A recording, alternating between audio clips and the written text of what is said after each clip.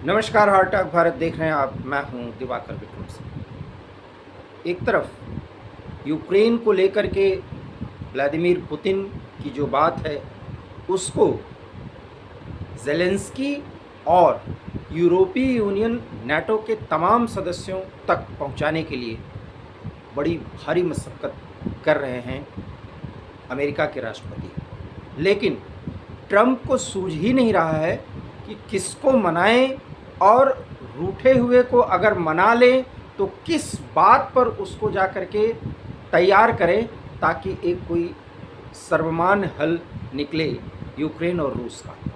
ये तो बात हो गई दुनिया के एक क्षेत्र में जो संघर्ष चल रहा है, उसमें यूरोप, अमेरिका, रूस और यूक्रेन की तबाही तो सर्वविदित है।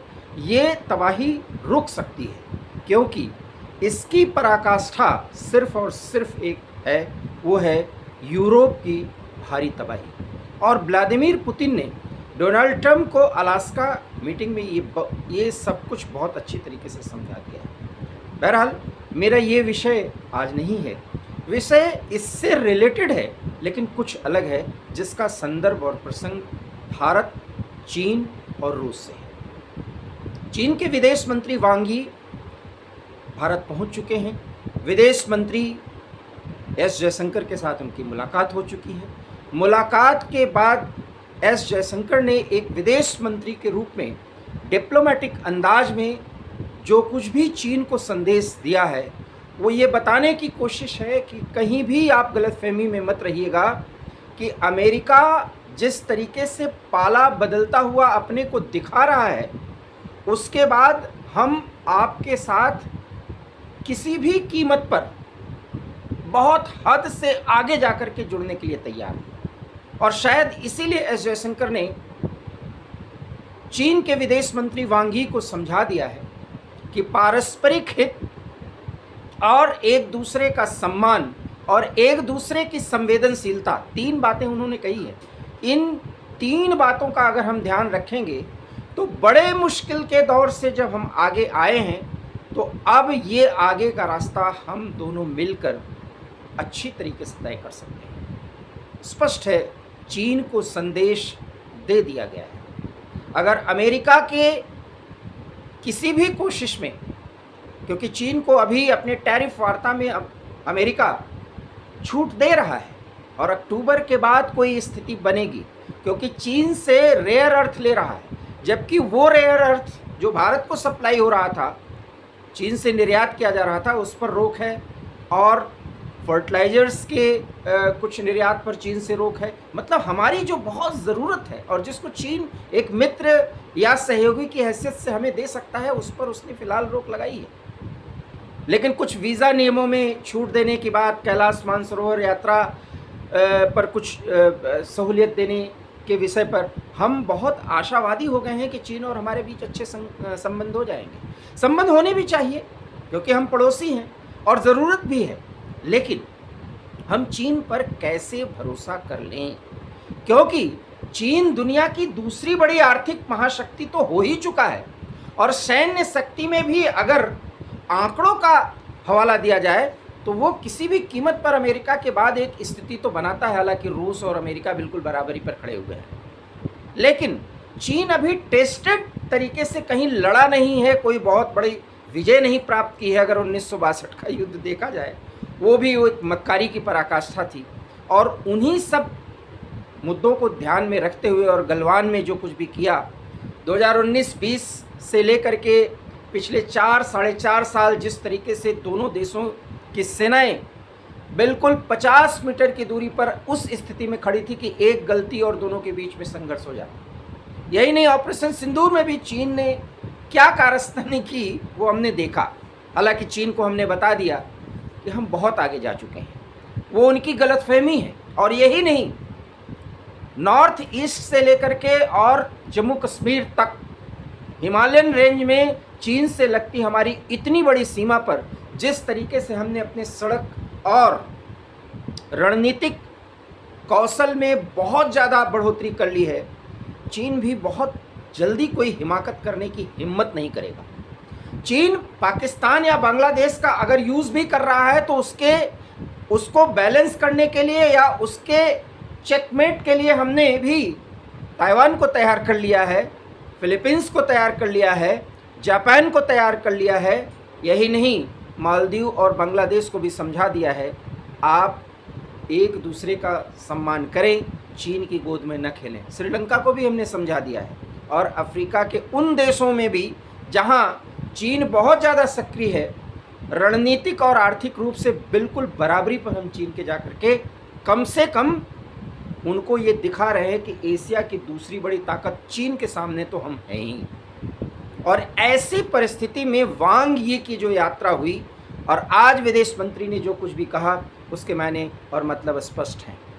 और ये विदेश मंत्री की वार्ता के बाद कल जब भारत के सुरक्षा सलाहकार एनएसए अजित डोभाल से वो मिलेंगे और प्रधानमंत्री से मिलेंगे, तो निश्चित रूप से सीमा पर संवेदनशीलता और रणनीतिक दृष्टिकोण से दोनों के बीच एक ऐसी स्थिति बनाने की पहल होगी जिसमें दोनों में विश्वास बढ़े, क्योंकि विश्वास का संकट चीन और भारत की एकता या एक साथ आगे बढ़ने के लिए बहुत बड़ा अवरोध है।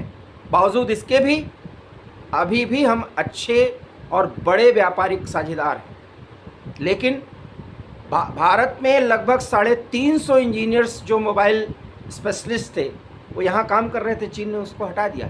चीन क्यों चाहेगा कि भारत उसका एक बहुत बड़ा कंपटीटर बन जाए? और इसीलिए डोनाल्ड ट्रंप जिस तरीके से मुनीर और शहबाज शरीफ को अपने गोद में थपकी दे रहे हैं, हालांकि वो पिटाई बाद में करेंगे, चीन भी अभी थपकी दे रहा है। ऐसा नहीं कि चीन बदल गया, लेकिन रूस के राष्ट्रपति व्लादिमीर पुतिन ने समझा दिया है, भारत के साथ बढ़ने में ही रूस, इंडिया, चाइना जो ये ट्रायो है, अर्थात ये ट्रायंगल है, ये वजूद में आएगा। और तभी ट्रंप, यूरोपीय यूनियन या अन्य वो देश जो नाटो जो सैन्य संगठन है, ये सब बैलेंस्ड होंगे, थोड़ा ठहराव करेंगे अपने आक्रामक नीति में, अन्यथा मुश्किलें बढ़ेंगी। और अगर देखें विदेश नीति के हिसाब से तो ज़रूरत इस बात की है कि चीन और भारत कम से कम इतनी समझदारी दिखाएं, क्योंकि अगर चीन से तेल, माफ़ करिएगा, रूस से अगर तेल लेने में चीन नंबर 1 है तो भारत नंबर 2 है। और ट्रंप की तमाम कोशिशों के बावजूद अलास्का की बैठक के पहले और आज भी रणनीतिक रूप से, डिप्लोमेटिक तरीके से, कूटनीतिक तरीके से भारत को रोकने की कोशिश हो रही है, लेकिन व्लादिमीर पुतिन ने आज प्रधानमंत्री नरेंद्र मोदी से फ़ोन पर बात की और अलास्का बैठक में क्या कुछ हुआ सब कुछ उन्होंने बताया। प्रधानमंत्री ने उसको ट्वीट करके पूरे देश और पूरी दुनिया को जानकारी दी, जिसमें उन्होंने मित्र व्लादिमीर पुतिन कह के संबोधित किया। सवाल तो ये है, डोनाल्ड ट्रंप भी मित्र हैं, लेकिन एक ऐसा मित्र जो मक्कारी की रेखा पर अपने आप को प्रदर्शित करने लगे, और अभी उन्होंने सीमाएं नहीं लांघी, क्योंकि टैरिफ वॉर जो वो उन्होंने छेड़ा है, 50% का जो शोषा छोड़ा है, उसमें रोक लगाई है। और ये सब कुछ व्लादिमीर पुतिन ने बहुत अच्छी तरीके से समझा दिया है। और चीन मिले हुए मौके का फ़ायदा अमेरिका से भी उठा लेना चाहता है, रूस से भी उठा लेना चाहता है, और भारत को भी दोस्त तो बता रहा है, लेकिन अभी भी पाकिस्तान के साथ उसकी मजबूरी में गलबहियाँ चल रही। सबसे ज़्यादा इस परिस्थिति में एक ही मक्कार देश है, वो है पाकिस्तान और उसका फील्ड मार्शल आसिम मुनीर, जो इस मौके का फ़ायदा उठा रहा है। और कम से कम अब आटे और की एक बोरी के लिए वहाँ की जनता नहीं लड़ेगी, क्योंकि बढ़िया खैरात मिल रहा है, अच्छी मात्रा में उनको भीख मिल रहा है, लेकिन उसका कंस्ट्रक्टिव वर्क में कोई उपयोग नहीं होगा। 80 के दशक से पाकिस्तान इसी तरीके से आतंकवाद को, मुजाहिरों को, मुजाहिदों को, इन्हीं सब को फैसिलिटेट करते करते अपने आपके और अपने सैनिकों के मौज मस्ती के बहुत कुछ उन्होंने जुटाए, बहुत कुछ उन्होंने इंफ्रास्ट्रक्चर खड़ा किया, लेकिन पाकिस्तान की जनता कहीं नहीं है। ये उसकी समस्या है, इससे हमारी कोई चर्चा में मतलब नहीं है।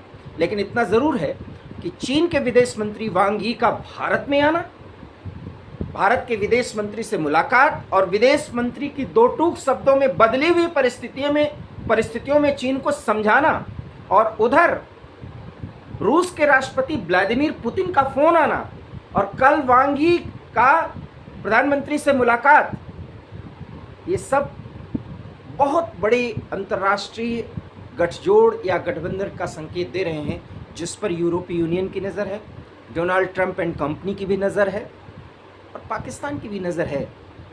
सवाल ये है कि पाकिस्तान को हम इतनी अहमियत और हैसियत दे ही क्यों, लेकिन वो इस समय डोनाल्ड ट्रंप के हाथों में तो खेल रहा है।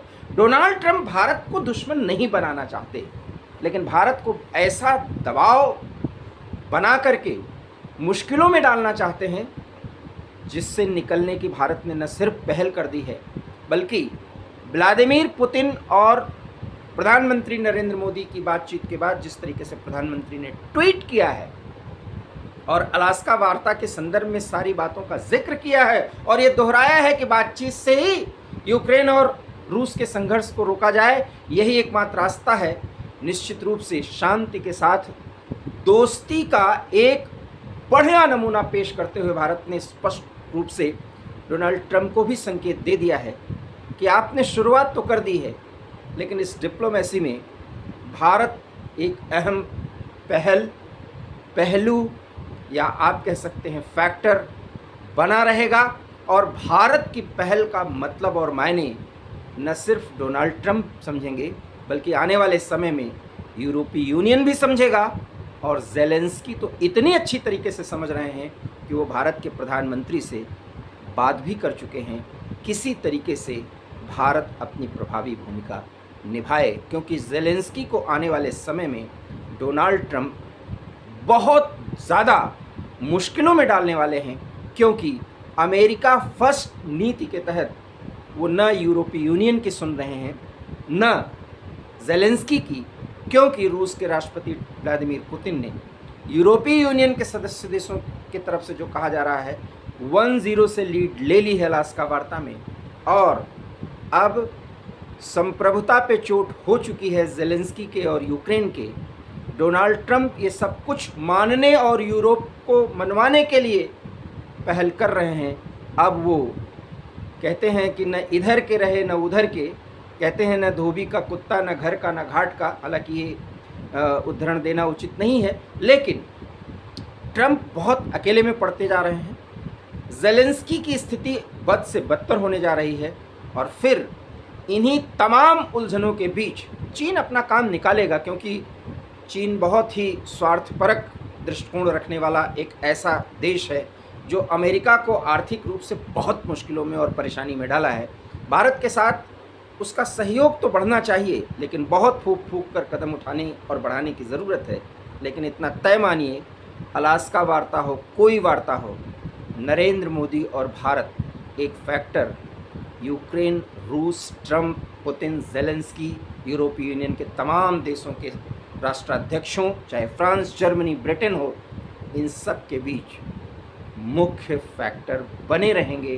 भारत बना रहेगा, क्योंकि 140 करोड़ का दमखम पूरी दुनिया देख रही है। डोनाल्ड ट्रंप किसी भी दबाव में नहीं ला पाए हैं।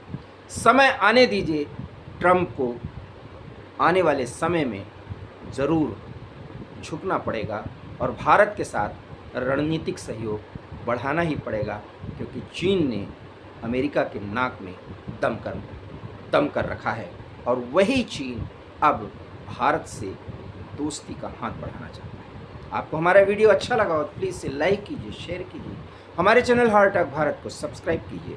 बहुत बहुत धन्यवाद। नमस्कार।